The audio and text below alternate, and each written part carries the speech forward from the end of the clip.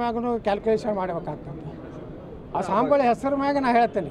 ದಕ್ಷಿಣ ಭಾಗದ ಯಾರೋ ಒಬ್ಬರು ಹಂಗೆ ಹೇಳ್ಬೇಡ್ರಿ. ಇದೇ ಸ್ವಾಮಿ ಅಂದ್ರೆ ಆ ಸ್ವಾಮಿದು ಚರಿತ್ರೆ ನನ್ನ ಬಲ್ಲಿ ಐತಿ.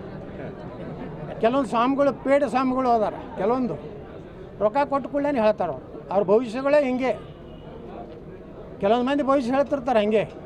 ರಾಹುಲ್ ಗಾಂಧಿ ಪ್ರಧಾನಮಂತ್ರಿ ಆಗ್ತಂತ ಹೇಳ್ತಾರೆ.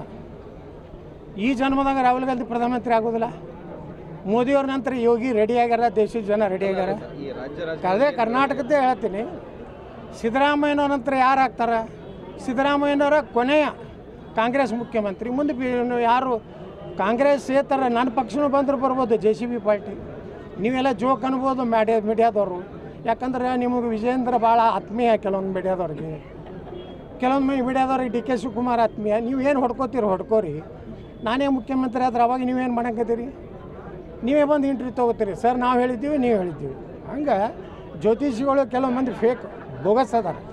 ಅವ್ರು ರೊಕ್ಕ ಕೊಟ್ಟು ಕೂಡಲೇ ಒಂದು 10-11 ಲಕ್ಷ ಕೊಟ್ಟು ಪಾದ ಪೂಜೆ ಮಾಡಿದ್ರೆ ಹೇಳ್ಬಿಡ್ತಾರೆ ಇವರೇ ಮುಖ್ಯಮಂತ್ರಿ ಆಗಲಿ, ಇವರೇ ಏನು ವೀರಶೈವ ಮಹಾಸಭಾ ಅಧ್ಯಕ್ಷರಾಗಲಿ ತಿಳ್ಕೊತ ಅಡ್ಯಾಡ್ತಾರಲ್ಲ, ಅವ್ರ ಘನತೆಯನ್ನು ಅವರೇ ಕಳ್ಕೊಳಕತ್ತಾರ. ಮ್ಯಾಗೂ ಕ್ಯಾಲ್ಕುಲೇಷನ್ ಮಾಡಬೇಕಾಗ್ತದೆ.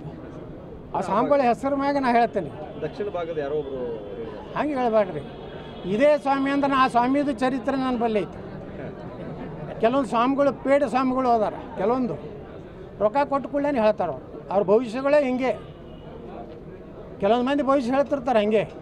ರಾಹುಲ್ ಗಾಂಧಿ ಪ್ರಧಾನಮಂತ್ರಿ ಆಗ್ತಂತ ಹೇಳ್ತಾರೆ. ಈ ಜನ್ಮದಾಗ ರಾಹುಲ್ ಗಾಂಧಿ ಪ್ರಧಾನಮಂತ್ರಿ ಆಗೋದಿಲ್ಲ. ಮೋದಿಯವ್ರ ನಂತರ ಯೋಗಿ ರೆಡಿ ಆಗ್ಯಾರ, ದೇಶದ ಜನ ರೆಡಿ ಆಗ್ಯಾರ. ಅದೇ ಕರ್ನಾಟಕದ್ದೇ ಹೇಳ್ತೀನಿ. ಸಿದ್ದರಾಮಯ್ಯನವ್ರ ನಂತರ ಯಾರು ಆಗ್ತಾರೆ? ಸಿದ್ದರಾಮಯ್ಯನವರ ಕೊನೆಯ ಕಾಂಗ್ರೆಸ್ ಮುಖ್ಯಮಂತ್ರಿ. ಮುಂದೆ ಯಾರು ಕಾಂಗ್ರೆಸ್ ಸೇತರ ನನ್ನ ಪಕ್ಷನೂ ಬಂದರೂ ಬರ್ಬೋದು, JCB ಪಾರ್ಟಿ. ನೀವೆಲ್ಲ ಜೋಕ್ ಅನ್ಬೋದು ಮೀಡಿಯಾದವರು. ಯಾಕಂದ್ರೆ ನಿಮಗೆ ವಿಜೇಂದ್ರ ಭಾಳ ಆತ್ಮೀಯ ಕೆಲವೊಂದು ಮೀಡಿಯಾದವ್ರಿಗೆ, ಕೆಲವೊಂದು ಮೀಡಿಯಾದವ್ರಿಗೆ DK ಶಿವಕುಮಾರ್ ಆತ್ಮೀಯ. ನೀವೇನು ಹೊಡ್ಕೋತೀರಿ ಹೊಡ್ಕೋರಿ.